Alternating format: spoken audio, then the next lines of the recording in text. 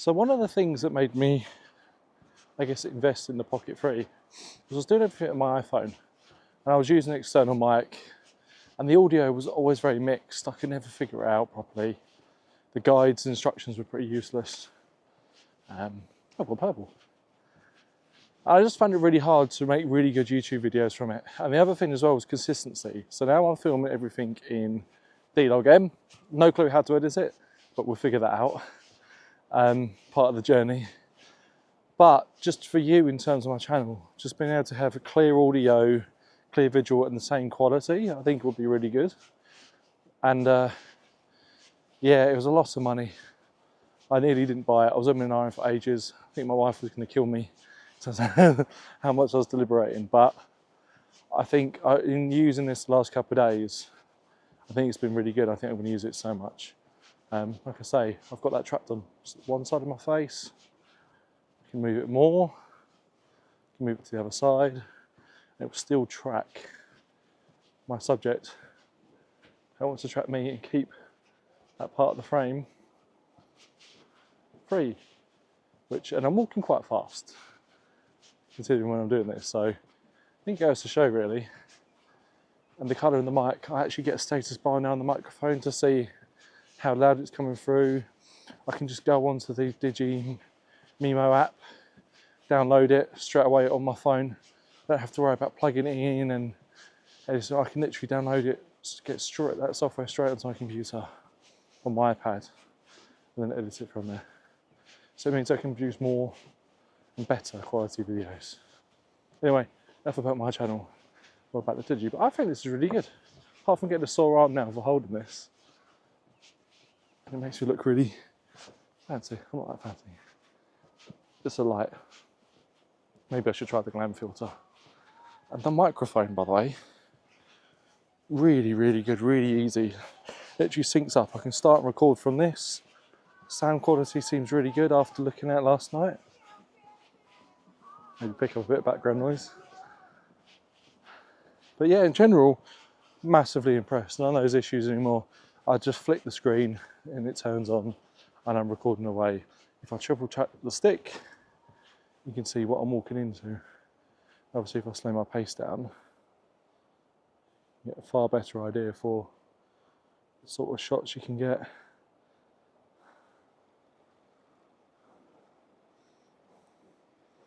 Obviously it helps when you've got a pretty beautiful scene. So I got the creator kit. So in the creator kit you get this really nice bag that holds all the accessories in, and you get the Osmo Pocket 3 as well with the hard case. So the case itself is very well protective. I feel quite confident having this in my pocket and knowing that it's going to be quite safe. Really tough, really rugged, and actually on the back as well, there's no chance of damaging the gimbal or anything else. The only thing I think that would get damaged is potentially anything that you might have plugged in here, or that just dirt getting into that. But I think with just a bit of like user care and attention, I think that would be absolutely fine.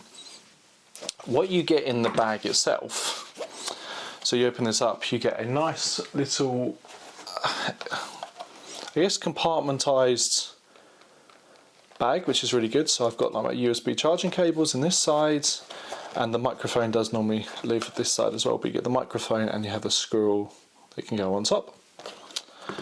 Then you have the small adapter. So this is the 3/4 screw adapter you get for tripod mounts. And actually if I remove the bigger battery for a second, you can see in here that you also have the little tripod itself. So that will essentially give you your tripod stand that I was using earlier in the video. Give you the stand that we have. Then what you can do is you can pop your Osmo out, so you make sure that the ports line up perfectly, and then you can plug it in, and there you go. You have your perfect way to support your Dji.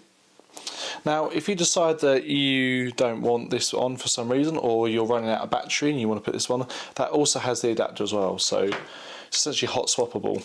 Just swap that out, unscrew the tripod, screw in the on the battery pack, and then attach the battery pack to the bottom, like so.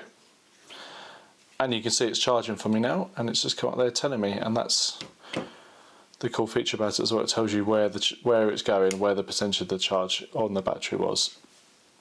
And there you go, you can basically do the same thing, just makes it taller. Really nice, I like that. And to get it all off, just hit the button and you see these clips pop out. And there you go, easy as that. Now, it depends on your preference on what you can do. I'm probably not really going to use this, so I keep it in there for safekeeping, but it's not going to be my go-to. And actually using the Osmo 3 in Wales for 4 days with a quick charge, I didn't actually use this at all as well, so that was very interesting. But it depends on your needs. I'm not out all the time filming all day. I think a lot of people will need this, so I only got the creator bundle because I really wanted it to come quickly, and the Pocket 3 on its own wouldn't arrive in time, and actually I think the microphone's a really nice touch, so I'm glad that I did. There is other stuff in here as well.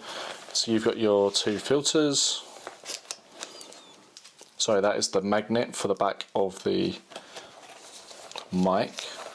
And then you have your wide angle filter as well, which does live in here. I just haven't taken it out yet. I've just not had a need for the wide angle shots. So there you go, that's everything that comes in the bag. So let's talk more about the app. So I can see that it's found my Osmo device. So it's going to search, it's found it, I'm going to connect to it via Wi-Fi. Give it a second.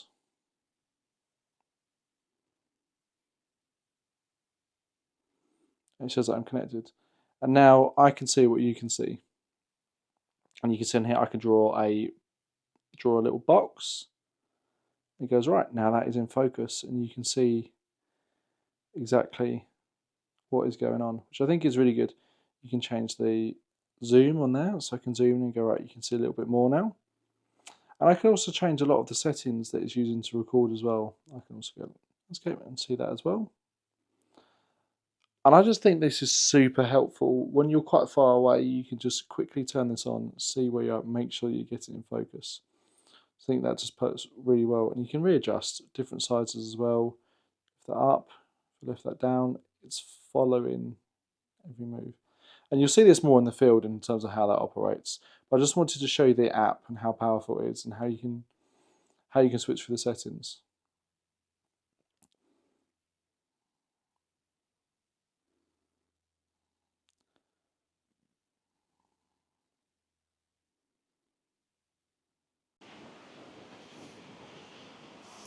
There you go, it's me trying the Dji Mini.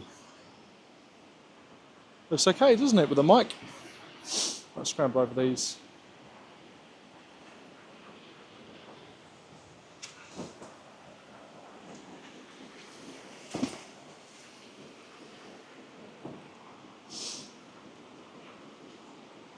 So I've got some videos of where I've positioned my tripod and how to get down at the valley there. This area is really, really rocky, as you can see.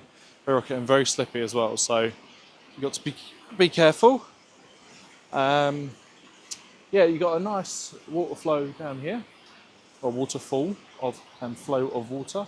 But this is all flooded. Where the heavy rain has been, it's not ideal. So you've got to be careful.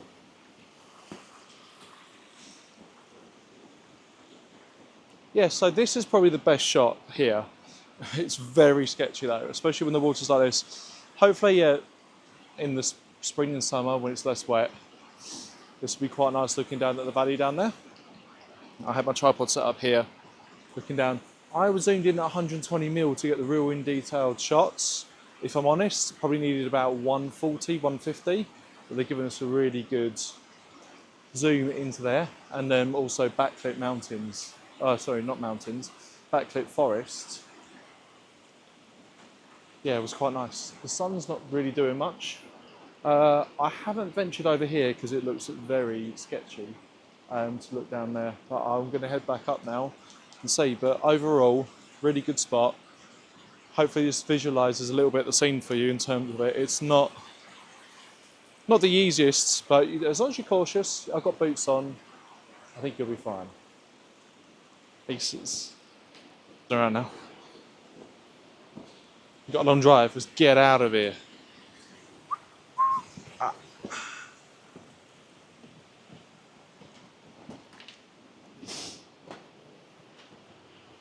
love how it's tracking.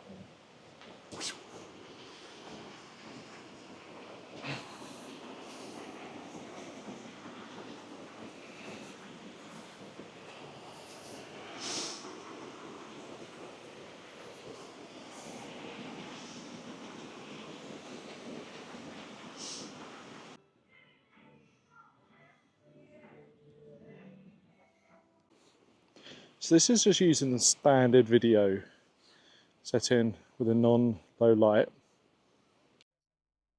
Here's a quick side-by-side just so you can really see the difference.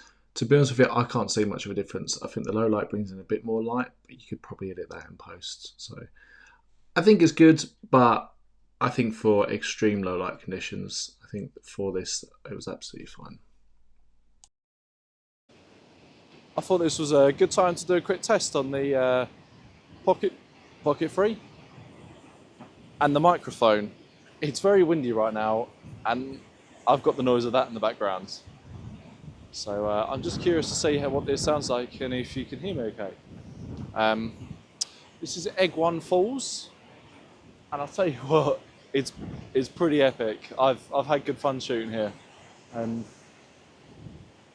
yeah, really cool. Definitely recommend it. There's been so much rain recently that it's this is flowing like I've never seen before. This is unbelievable. But also I'm cold. I was hoping to take this big coat off and have a different coat in the next video, but didn't happen. I'm freezing cold, so I'm gonna go in the car, warm up, and I'm gonna go get coffee. But yeah, thought I'd test this out in some extreme conditions because I've got the competing noise of the waterfall and the winds, and then me talking. Oh, it's not very misty.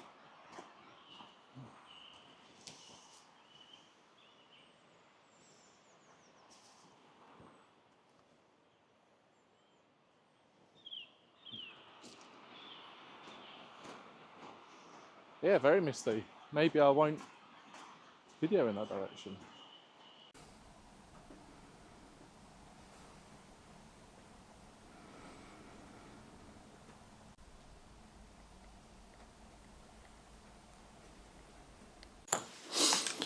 So what is this like to hold? I think on its own and its configuration, it's very small. It's perfect for what we need. You can have it on me for a minute. For my hands, for my big hands, I find it quite hard to kind of have it out and be like, this is kind of what I want to film. I think having the adapter on the bottom not only allows me to quickly add it to my tripod, but it just gives me it feels more secure to hold. So I think that's a really good addition. The longer battery obviously gives you even more, but adds a little bit more weight. So I think it depends on your style really in terms of what you want. But yeah, I think once I've got that on, I think the feel of it's really good. Later on you'll see me walking around doing a low light example and kind of talking through the Pocket 3 itself.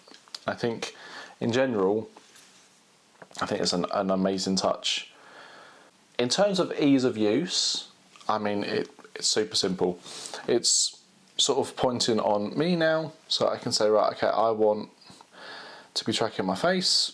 It says active face track enabled, and now I can film myself from a different angle. So I'll put this on the screen now and you can kind of see what I'm doing in terms of that kind of ease of use.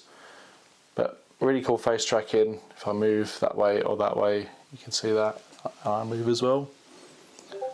I think that's absolutely perfect, and then you can bring it to one side as well. So like I say, I want to be on this side of the screen, and does it keep me positioned there? And it really does.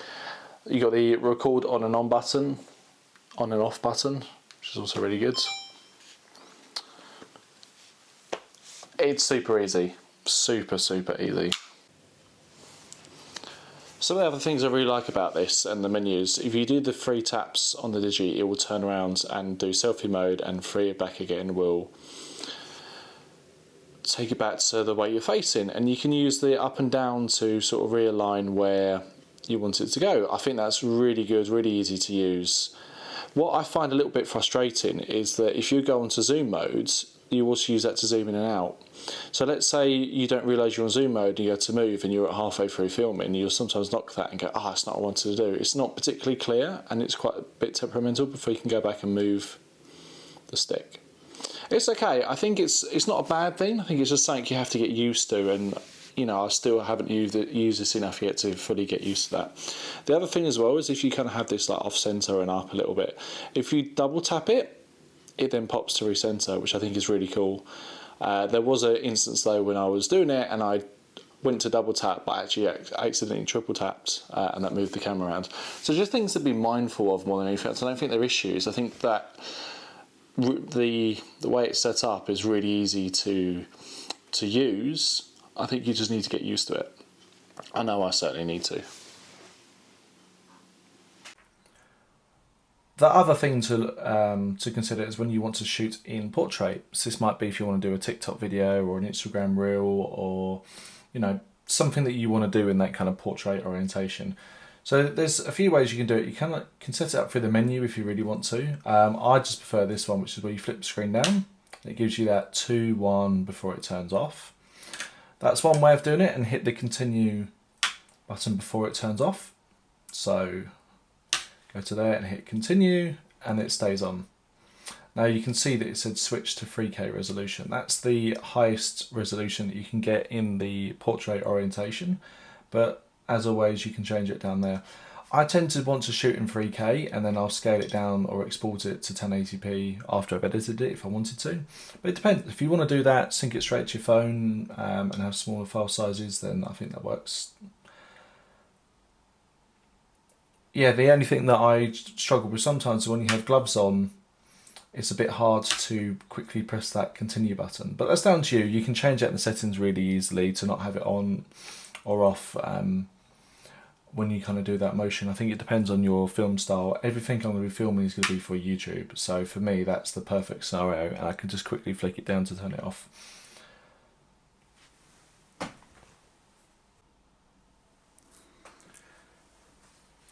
So I want to talk about the sort of menu interface. So you can see down here, I'm shooting at 4K 30 frames. So if I slide up, I can change between what resolution I would like and how many frames per second. So I can drop all the way down to 24 frames, all the way up to 60 frames.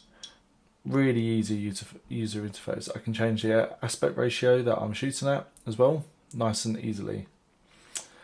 On the right hand side, if you scroll across, you get the settings. So I'm currently in Pro. So if I turn off Pro mode, you can see the standard kind of settings, which will be the effects and the image adjustments. But in Pro, it gives you more options. So you can change the exposure, the white balance, the effects, the color profile. So I just have auto white balance and I'm using the D-Log M, but I can just tap through and go to normal if I didn't want to use D-Log M. Go through high grade, and then I can do, back to D-Log M. So that's really cool. So that's the shooting ones. You've got the microphone settings there. So if I had the microphone on, you'd have the other microphone option in there. But it's the same thing really. You can change it from stereo to mono, wind noise on and off, and various other bits. Super easy to use. You then got things like the top-down menu, your quick easy menu, so you can change and adjust things like the brightness. So I normally have mine at 30%, but for this video I've increased, but you can get all the way up to 100. See how that looks. I think somewhere between 30 and 40 is quite nice.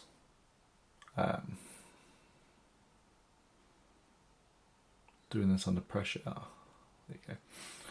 And you got other things on here. You got you can set some profiles. You've got your settings menus where you can scroll down and change some of your setup. Gimbal speeds, portrait orientation versus landscape, and so on. Super simple, super easy. And then you got on the bottom left, you've got your shooting options. So you got your photo, you got your panoramic, you've got your video mode, which I was just in. Then got your low light mode. slow motion mode and time lapse mode. So if I go to low light mode, you can see you've got different settings for each mode as well. So you can configure these based on what you want to shoot in different situations. That's something to bear in mind when you first set it up as well, is make sure that you kind of have those correct settings that you want for each of those modes.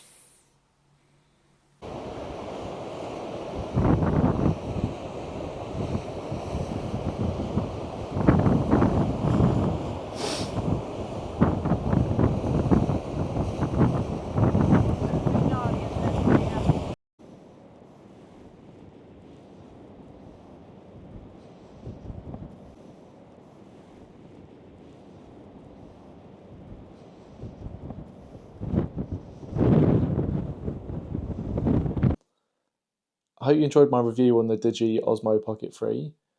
If you want to see more footage that was taken using the Pocket 3, check out my Wales Part 1 and Part 2 kind of vlogs where I'm going around and photographing different areas of Wales.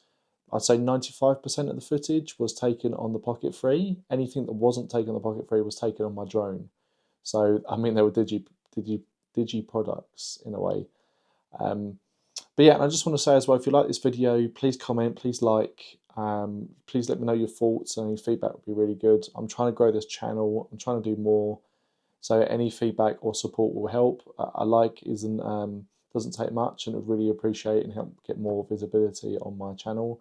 If you want to subscribe, that would also be great, and yeah, I would love to see you in future videos.